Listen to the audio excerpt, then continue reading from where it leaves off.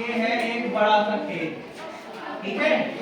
ये क्या है? खेत। खेत तो नहीं लगा आपको, ये खेत है लेकिन, ठीक है। एक ये मेड़ गई है और ये बन गया खेत। एक यहाँ से मेड़ गई है, ये बन गया खेत। म्याड़ बोलते हैं बुंदेलखंड में, ये देखे बन गया, ठीक है। ये लगा है यहाँ पे पेड़, लगा है पेड़, ठीक है।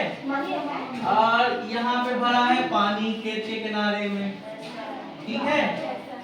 अब ये गली गई है बहुत बड़ी खेत के बगल से, ठीक। ये रास्ता है खेत का, ठीक है। अब खेत में डालते हैं क्या? डीएपी, यूरिया, सुना है यूरिया?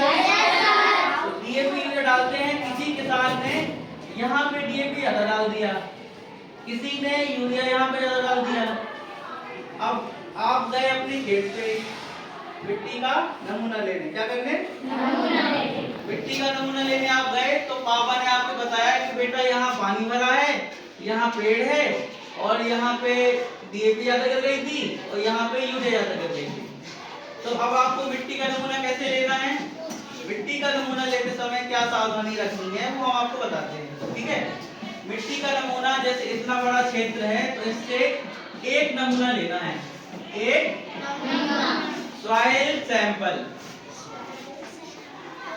क्या बोलते हैं इंग्लिश में? सॉइल सैंपल, ठीक है। एक नमूना लेना है 2.5 एकड़ के खेत से। कितने एकड़ के खेत से? 2.5 एकड़। 2.5 एकड़ खेत से नमूना लेने के लिए 10 से 12 जगह पे निशान लगाना है। निशान जैसे यहाँ से एक निशान लगा लिया, एक यहाँ से लगा लिया, एक से लगा लिया, ठीक है। जिग-जैग चलते हैं तो एक यहाँ लगा दिया, फिर एक यहाँ लगा दिया, फिर एक यहाँ लगा दिया, एक यहाँ, एक यहाँ, एक यहाँ, ऐसे करके 10-12 जगह निशान लगा लेना है ताकि सभी जगह की मिट्टी अपने पास आ जाए। अब ऐसे भी आकार का गड्ढा होता है, ठीक है, होता है, ये भी है। तो यदि आप खेत में एक फावड़ा ऐसे मारो, एक फावड़ा ऐसे मारो, यहाँ की मिट्टी निकाल दो तो कैसा गड्ढा बन जाएगा? भी आकार का गड्ढा बन जाएगा।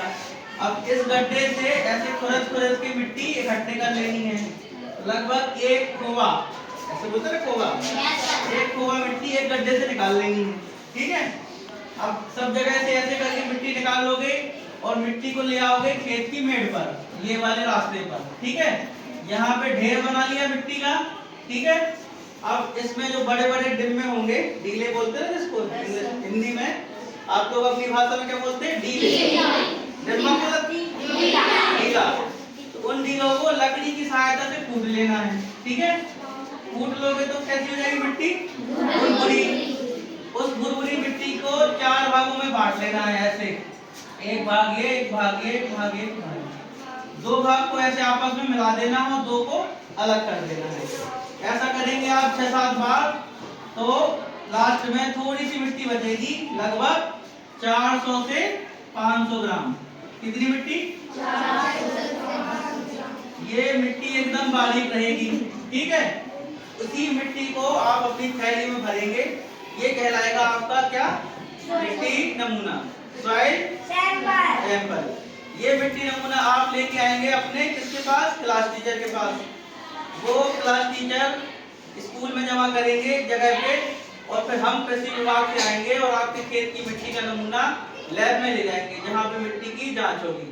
मिट्टी की जांच में आपको एक सॉइल हेल्थ कार्ड मिलेगा, ठीक है। ये हो गया सॉइल हेल्थ कार्ड। इस कार्ड में जानकारी रहेगी कि आपके खेत में नाइट्रोजन कितना है, फास्फोरस कितना है, पोटास कितना है, कैल्शियम कितना है, मैग्नीज कितना है, सल्फर कितना है, ठीक है। ऐसे करके 17 तत्व जो होते हैं वो मिट्टी की स्वास्थ्य के लिए आवश्यक होते हैं। कितने तत्व? 17। N, P, K, Ca क्या होता है? कैल्शियम। Mg क्या होता है? मैग्नीशियम। सल्फर। S क्या होता है? B क्या होता है? बोरॉन। ठीक है, ऐसे करके 17 तत्वों की जांच होगी और वो सॉइल हेल्थ कार्ड में लिखी आएगी। अब उस सॉइल हेल्थ कार्ड में जो मेन फसलें होती हैं, आपके यहाँ कौन कौन सी फसलें लगाते हैं? अच्छा एक जन बताओ, तुम बताओ। सोयाबीन, राई, सतरी और अच्छा अभी की बता। हाँ, अभी बताओ रबी में कौन सी फसल लगाते हैं? तो बताओ अभी कौन सी फसल लगाते हैं रबी? गेहूं, चना, और क्या लगाते हैं? मूंगफली लगाते हैं। अच्छा तुम बताओ कौन सी क्लास में? 7th में। तो बताओ कौन सी फसल लगाते हैं खरीफ में? खरीफ क्या होता है जानते हो? जुलाई में कौन सी फसल लगाते हैं? जब बरसात होती है तो कौन सी फसल लगाते हैं? खरीफ की फसलें जैसे मूंगफली, हाँ उड़द, हाँ सोयाबीन, ठीक है, मूंग और कपास भी लगाते हैं। ठीक है, तो इन फसलों की जानकारी सॉइल हेल्थ कार्ड में रहेगी कि इसमें कितना नाइट्रोजन डालना है, कितना फास्फोरस डालना है, कितना पोटाश डालना है। ठीक है, तो किस किस को सॉइल हेल्थ कार्ड बनवाना है? सभी को बनवाना है। तो फिर आप लोग सॉइल हेल्थ कार्ड के लिए मिट्टी का नमूना लेके आएंगे कि नहीं